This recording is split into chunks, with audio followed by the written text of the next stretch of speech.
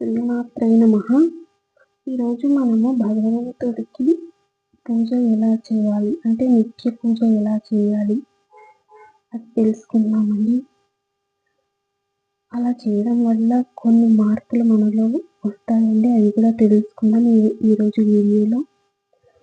భగవంతుని మనము నిత్యము పూజించడం వల్ల మనలోని శక్తి విపరీతంగా పెరుగుతుందండి. రోజు దీపం ముట్టించి చేయాలా భగవంతుడికి పూజ అనే వాళ్ళు కూడా ఉంటారండి. అలా చేయడం వల్ల మనకి శక్తి బాగా విడుదలవుతుంది. అంటే మనకు భగవంతుడికి కనెక్షన్ ఎక్కువగా అవుతుంది. అంటే భగవంతుడి మీద ప్రేమ ఎక్కువగా అవుతుందండి. అలా భగవంతుడి మీద ప్రేమ ఎక్కువగా అవుతుంది. అలా అయినప్పుడు మనకు విపరీతంగా కాస్మిక్ ఎనర్జీ విడుదలవుతుంది. ఆ కాస్మిక్ ఎనర్జీ మన చుట్టూ ఉంటుందండి. అది మన లోపలికి కూడా ప్రవేశిస్తుంది. పాజిటివ్ పవర్ కూడా అనొచ్చు ఇది. ఎంత ఎక్కువగా సాధన చేస్తామో అంత ఎక్కువగా భగవత్ శక్తి విడుదలవుతుంది. భగవంతుని స్మరిస్తున్నప్పుడు కూడా చాలా ఎక్కువగా విడుదలవుతుందండి. దీపారాధన చేసేటప్పుడు 2 పూటల ఉదయం సాయంత్రం 2 పూటల చేస్తే ఇంకా ఎక్కువ శక్తి విడుదలవుతుందండి. కొందరు ఒక్క పూటనే చేస్తాము అంటారు. 2 పూటల చేయడం వల్ల శక్తి ఎక్కువగా విడుదలవుతుంది. సాయంత్రం పూట శుభ్రంగా స్నానం చేసి దీపారాధన చేయడం వల్ల, స్తోత్రాలు చదవడం వల్ల ఫలితం ఎక్కువగా ఉంటుంది. సంధ్యా దీపానికి ఎక్కువ ఫలితం ఉంటుంది. మనం ఎక్కువగా టైం ఉంటే ఇంకా ఎక్కువగా భగవంతునికి దగ్గర టైం ఎక్కువ కేటాయిస్తామండి. ముఖ్యంగా ఇల్లు నీట్గా ఉంచుకోవాలి. అంటే భగవంతుడు మన ఇంట్లోకి వస్తాడు కదా. అంటే ఇప్పుడు వేరే వ్యక్తి ఎవరో ఇంటికి వస్తారంటేనే మనం నీట్గా సర్దుకుంటాం కదండి. అలాంటిది భగవంతుడే మన ఇంటిలోకి వస్తాడు అంటే ఇంకెంత నీట్గా పెట్టుకోవాలి మనం. ఇలా నీట్గా పెట్టుకుంటూ నిత్యం దీపారాధన చేసుకుంటూ నిత్య దీపారాధన చేస్తూ ఉండడం వల్ల మనలో కొన్ని మార్పులు వస్తాయండి.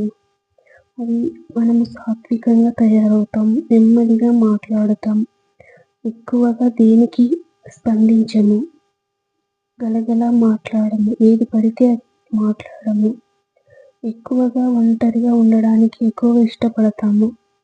అంటే ఫంక్షన్లకు పార్టీలకు వెళ్ళడానికి ఇష్టపడమండి. ఇరుగు పొరుగు వాళ్ళతో ముచ్చట్లు, వాళ్ళ మీద వీళ్ళ మీద చాడీలు అనేటివి చెప్పమండి. అసలు అది ఇష్టం ఉండదు.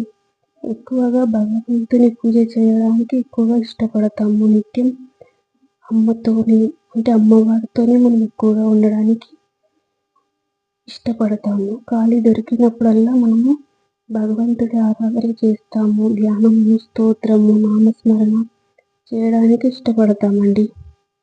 ఎక్కువగా మంత్రము, జపము చేయాలనిపిస్తుంది. ఈ నిత్య పూజ విధానం అసలు వదలాలని అనిపించదు.